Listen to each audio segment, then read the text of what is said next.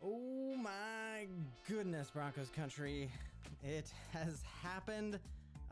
We snatched victory from the jaws of defeat, and I'm still absolutely just shaking in shock here. Hats off to the Minnesota Vikings. Very, very impressed with them. That game did not go how I thought it would go. We have a ton to break down, but the bottom line here is Broncos are 5-5 after being 1-5 and having zero shot at the playoffs.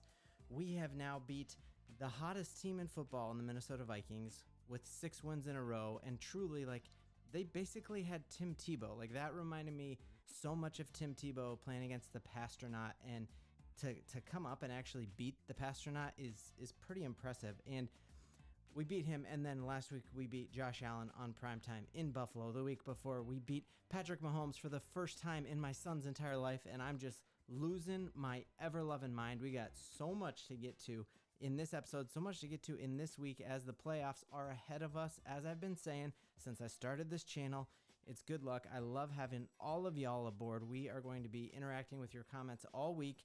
Broncos country, how you feeling? Drop it in the chat, and we are going to bring in my main man, Nate, to hear how he is feeling. So, Nate, kicking it over to you, man. How you feeling, my guy? Well, I'm feeling really good right now. Russ is connecting with his receivers. We are able to challenge against really good teams. This is a really good team. They made bad decisions. Things didn't go their way at times, but this is a really, really good team. This is now the third really good team in a row, so I'm feeling great. Totally. I have to ask you, Ben, tell me, is Russ building momentum with these receivers or what? Is he building a relationship and celebrating on the sideline? Who is this guy? I know. Yeah, going from everyone dogging on him for his office to this week, you saw Cortland Sutton came out and tweeted that little and put it on Instagram, that little hall pass thing, basically blaming Russ's performance last year on Nathaniel Hackett, kind of just saying hey, you shouldn't have quit on Russ because he's still our boy.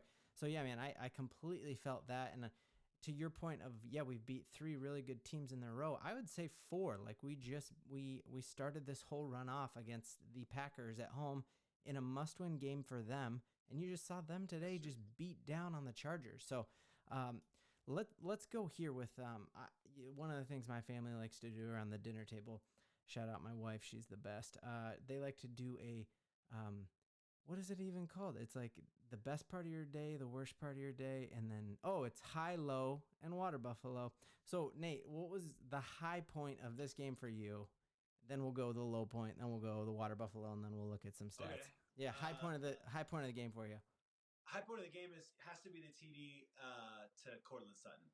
The moment, it felt like the type of game where if we don't get a touchdown, we're looking back at this game. We're too many field goals. We're not finishing in the red zone, and that is the reason why we lose that game. And you can't really point at any other fingers to say you didn't get it done when it mattered. So that, honestly, I think that was the high point for me, was seeing a touchdown. It felt a little bit like early last season, middle of last season, where it was we couldn't buy a touchdown. So that was my high point for sure. Get the touchdown. We needed it to win, and it was a big moment. Felt really good. Yeah, 100%. I felt so as soon as it left his hands, going to court on that side, I'm like, that's good. But I think my high point of the game, and maybe it should be my water buffalo, but was Jerry Jeudy's pump fake. That was when he was 4 yards beyond the line of scrimmage, and he just pumped it, and that was cool. And yeah, I think if I had to say my high, it is definitely just the culture of this team, that they really could have given up. There was a point in there where we hadn't converted on third down in 3 quarters, and we converted on our last third down. And I think Nathaniel Hackett Broncos teams, I think Vic Fangio Broncos teams, so many of our teams give up, but we got Sean Payton and we don't give up because he is the captain now. What was your low point? That fourth quarter drive, I don't know if I could pick one point. It was bad, dude. It was bad. You give up the 4th down pump fake. That one you can kind of forgive. It's probably the 3rd and 20. That's the one that you give up the 3rd and 20, that you have no business giving up a 3rd and 20 to essentially a rookie quarterback. I mean, there's no reason why we should be giving him that much space that should have been done and dusted. And then I know it kind of turns into third and 19 and a half. Doesn't really matter because they get the fourth and inches anyways. But yeah, that was definitely a low point for me. Yeah. I think my low point was Chris Collinsworth. I was watching with my kids, and they both kept saying, "Wait, I thought this game was in Colorado. Why aren't they saying good things about Russell Wilson?" And he just kept hearing him be like, Al, I just love this Dobbs guy. Do you know he's a rocket scientist? I just love him. And that's a horrible Chris Collinsworth, but it felt like, obviously, we know who the national media wanted to win this game. And I think the Vikings are a fun story, and it's really fun that this guy has been on 20 different NFL teams, but he ran up against the buzzsaw that is the Denver Broncos. And wait, they're the team. Minnesota's the fun story because they get to the end and they never finish the job. Oh my! Oh yeah, I'm gonna throw your Twitter in the description of this so you can all direct your hate there.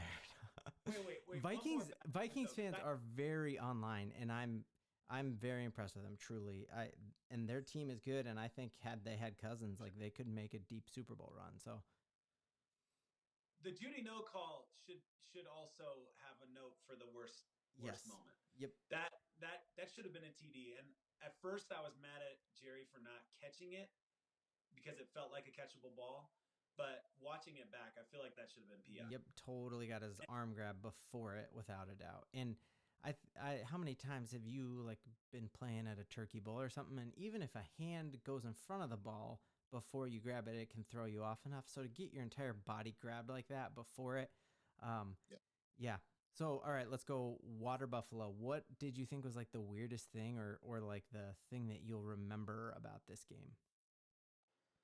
Oh, you're going to have to go first. I don't know. See, I've never heard the water buffalo thing. Yeah. So, weird thing. Weird thing, different thing. What, 2 years from now, when we are winning the Super Bowl for the second year in a row, what are you going to remember back to this Sunday night win against the Vikings? And to me, I think clearly I'm going to remember just our first home win in a long, long time, where it felt like it mattered, where we didn't give up. And then I would say, like, the weird part that I'll remember, probably the Jerry Jeudy pump fake. I'll remember actually seeing a lot of purple in the stands, and that bothered me.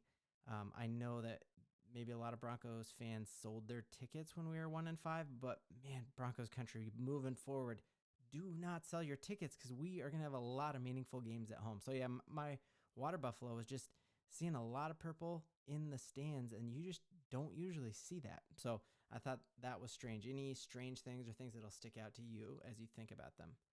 Well, this might not be because I still don't really think I understand the water buffalo, but the the fact that Russ is on the sidelines, like, jumping up and down and let's go with all the wide receivers, with Jerry Jeudy, who I thought up until today genuinely hated Russell Wilson.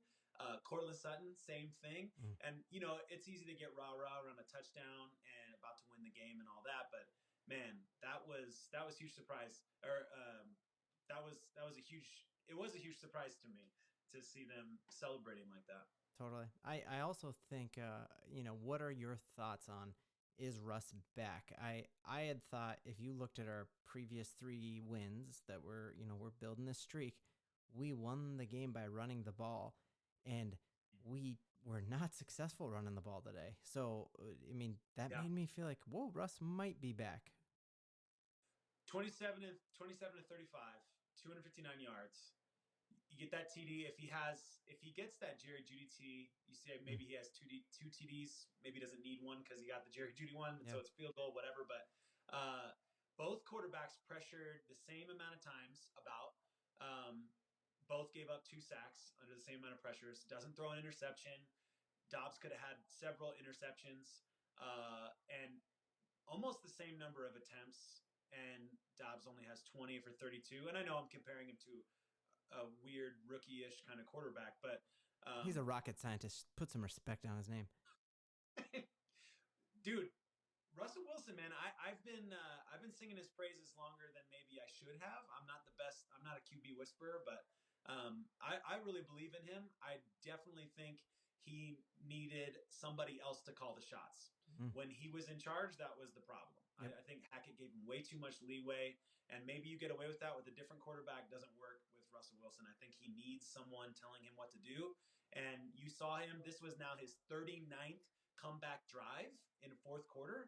Like, Yep. That's awesome. Game-winning fourth quarter drive 39 times in his career. I mean, he's a baller.